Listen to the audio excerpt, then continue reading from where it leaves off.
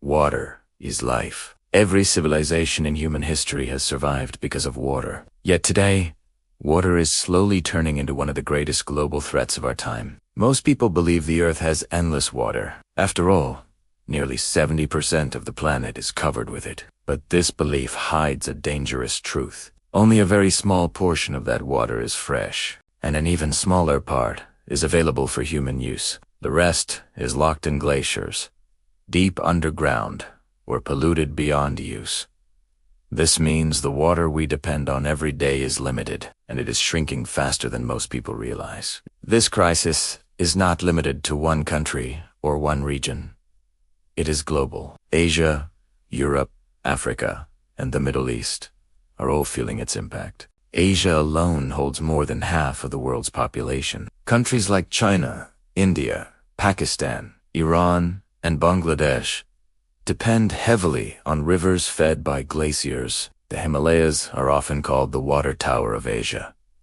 They supply water to major rivers such as the Indus, Ganges, Brahmaputra, and Mekong. But these glaciers are melting at an alarming rate.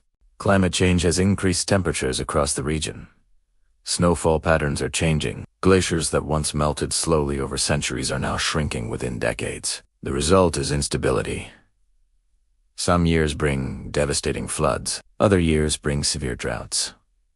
Water is no longer predictable. And when water becomes unpredictable, societies become vulnerable. Europe is facing a similar reality. For many years, water scarcity was seen as a problem of poorer regions. That belief is no longer true. Southern and Central Europe are now experiencing historic droughts. Rivers like the Rhine and the Po have reached dangerously low levels. This affects agriculture, transportation, and energy production. Farms struggle to irrigate crops. Hydropower stations lose capacity. Trade routes are disrupted.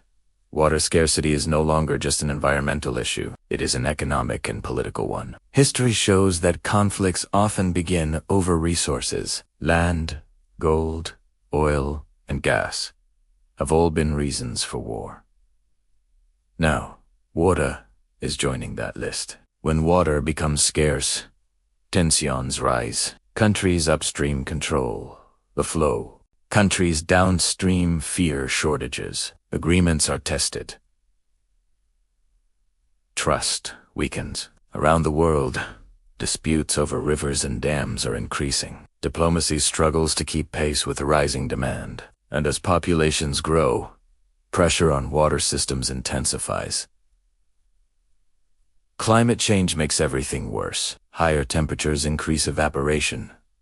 Rainfall becomes irregular. Some regions receive intense storms. Others receive almost nothing. Human actions deepen the crisis. Groundwater is pumped faster than it can recharge. Rivers are polluted by industry and waste. Water is wasted in cities and agriculture.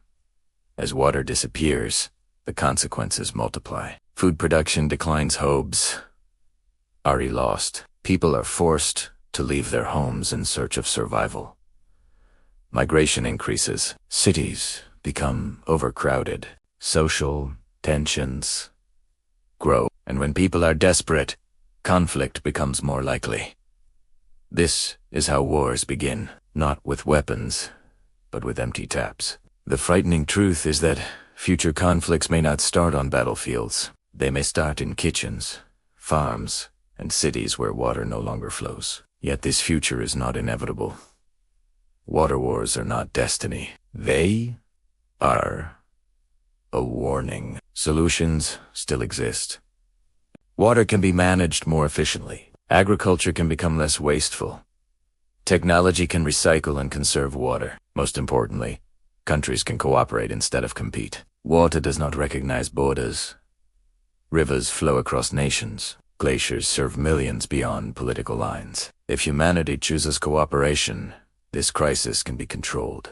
If it chooses denial, the consequences will be severe. The question is no longer whether water scarcity is real. The question is whether we act in time. Because the next global conflict may not be fought for power or oil. It may be fought for something far more basic. A single drop of water.